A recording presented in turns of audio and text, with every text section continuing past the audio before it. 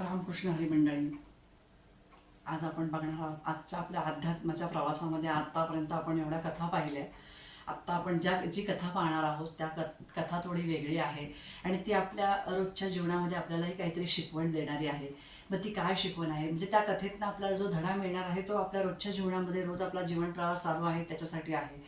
तर आपली जी कथा आहे ती काय आहे, तर ती कथा आपली अशी आहे की संत एकनाथ महाराजांची सहनशीलता कशी होती. तर त्यांची म्हणजे संत एकनाथ महाराज हे काय कसे होते, साधे होते, भक्तिमय वातावरणामधले होते, शांत होते. त्यांचा स्वभाव शांत होता. ते कधीही कुणावरती रागवत नसत आणि त्याचबरोबर ते कधीही कुणाला काहीही वाईट बोलत नसत. हा त्यांचा शांत आणि संयमी स्वभाव असल्यामुळे काय झालं की लोक त्यांचा परीक्षा घेणं किंवा फायदा घेणं असं करत होते. पण जरी समोरच्याने कितीही फायदा घेतला, कितीही रागवला, चिडला किंवा त्यांचा अपमान केला, तरी ते शांतपणे त्या गोष्टीकडे बघत राहायचे. त्याला कधीही प्रत्युत्तर त्यांनी केलं नाही आणि म्हणूनच त्यांचा हा स्वभावच सगळ्यांना आवडला किंवा भावला. आणि आपली पुढे संत एकनाथ महाराज आपले काय झाले तर एक भक्तिमय म्हणजे साधू संत एक शांत स्वभावाचे म्हणून गणले गेले. किंवा त्यांच्यामधून त्यांची जी शांतपणाची जी शिकवण आहे ती आपल्या समाजाला त्यांनी दाखवून दिली की कसं राहायचं, कसं वागायचं, कसं बोलायचं. तर चला मंडळी, आपण आता कथा बघूया. कथा काय आहे तुम्हाला माहीत आहे का? संत एकनाथ महाराज हे खूप साधे आणि शांत स्वभावाचे व्यक्तिमत्व होतं, जे की कधीच कोणाला काहीही बोलायचं नाही, प्रत्युत्तर करायचं नाही. एक दिवस काय झालं, एक व्यक्ती होता, एक गृहस्थ होता. त्या गृहस्थाने संत एकनाथ महाराजांना पाहिलं आणि असं ठरवलं की आपण ह्या व्यक्तीला आपण त्रास द्यायचा. तर मग कसा त्रास द्यायचा, म्हणजे काही दगडी मारायच्या का? नाही. किंवा त्याला मारामारी करायची का? तर नाही, नक्कीच नाही. त्याने काय ठरवलं की त्याने काय केलं की संत एकनाथ महाराज त्याला दिसायचे की गोदावरी नदीमधून, नर्मदा नदीमधून ते आंघोळ करून येत असत. नर्मदा नाही, गोदावरीमधून. आणि मग गंगेतनं स्नान करून आल्यानंतर ते पुन्हा वरती आले की हा माणूस त्यांच्या अंगावरती थुंकायचा. आणि मग ज्यावेळेस तो थुंकायचा ना, त्यावेळेस काय व्हायचं की पुन्हा ते जायचे शांतपणे, त्याला अजिबात रागवायचे नाही. ते जायचे आणि पुन्हा नदीतनं आंघोळ करून यायचे. परत तो तसाच करायचा, मुद्दाम करायचा की यांना कधी राग येईल, हे कधी चिडतील. पण ते चिडायचेच नाही. परत गेले ते, परत आंघोळ करून आले नदीमधून, गंगेतनं स्नान करून आले, पुन्हा वरती आले ते आणि परत तो थुंकला. परत ते गेले, परत अजिबात रागाला न चिडता त्यांनी काय केलं की परत गेले, परत आले.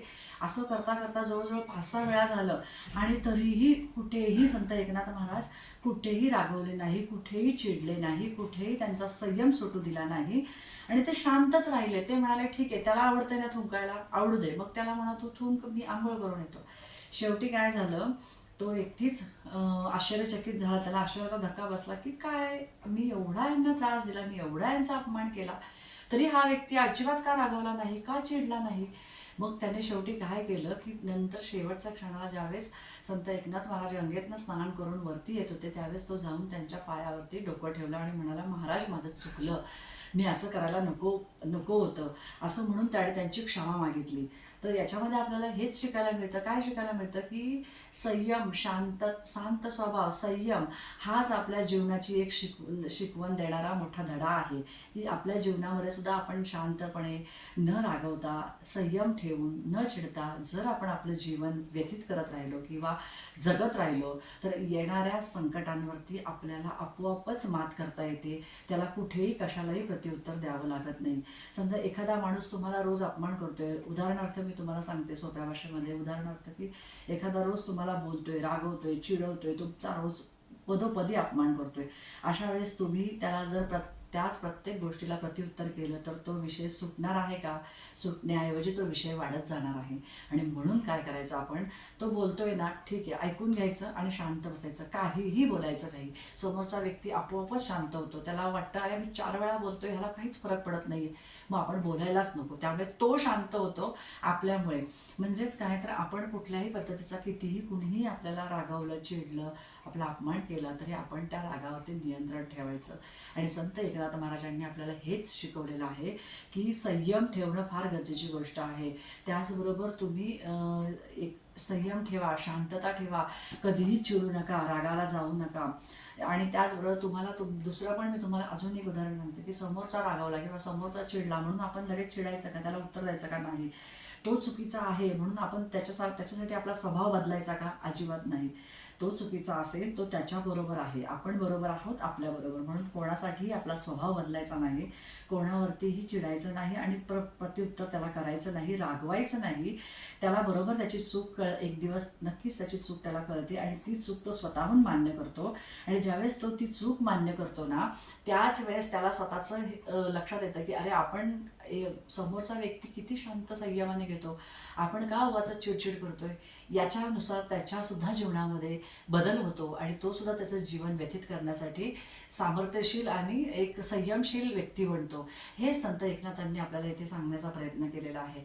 म्हणून संत एकनाथ महाराजांच्या या कथेतनं आपल्याला एवढाच बोध मिळतो की कधीही कुणावरती कसलाही म्हणजे कधीही चिडू नये, रागवू नये, कोणाला वाईट बोलू नये, अपमान करू नये. दुसऱ्याने आपला अपमान केला तरी शांतपणे संयम करायचा, सहन करायचा आणि शांत राहायचं. शांत राहिल्याने गुंता सुटतो. पण प्रत्युत्तर आणि प्रश्नाला उत्तर देत राहिलो किंवा समोरच्याला पण आपण त्याचाही अपमान करत गेलो, त्यालाही शिव्या दिल्या किंवा आणखीन काही केलं तर तो विषय वाढत जातो. प्रश्न गुंता सुटायच्याऐवजी गुंता वाढत जातो. आणि हा गुंता संयमाने जर सोडवायचा असेल तर समोरचा कितीही बोलला, कितीही चिडला, आपण फक्त शांत राहायचं. आपोआपच तो शांत होतो आणि सगळे प्रश्न हे शांततेने सुटतात. म्हणूनच इथे फक्त आपल्याला त्यांनी एकच धडा शिकवला संत एकनाथांनी, संयम ठेवा, शांत ठेवा, तुम्ही ध्येयापर्यंत नक्कीच पोचता. तुमची सहनशीलताच खूप मोठं काम करून जाते आणि तुमच्या ध्येयाला, तुमचं जे काही तुमचा हेतू आहे, तुमचं ध्येय आहे, तुमचा मार्ग जो आहे, जो जीवनाकडे सहज पद्धतीने आणि सरळ जाण्याचा तो मार्ग शेवटपर्यंत नेण्याचा काम ही सहनशीलता आणि संयम करत असतो. आणि तसंच जसं संत एकनाथांनी संयम बाळगला तसा आपणही संयम बाळगायचा आणि आपणही आपल्या जीवनामध्ये अशा कुठल्याही गोष्टींना बळी पडायचं नाही. आपणही शांत स्वभावाने आपलाही विचार, आपणही आपलं आयुष्य जगत राहायचं. नक्कीच एक दिवस आपल्याला आपला मार्ग सापडेल. कशी वाटली तुम्हाला संत एकनाथ महाराजांच्या सहनशीलतेची कथा?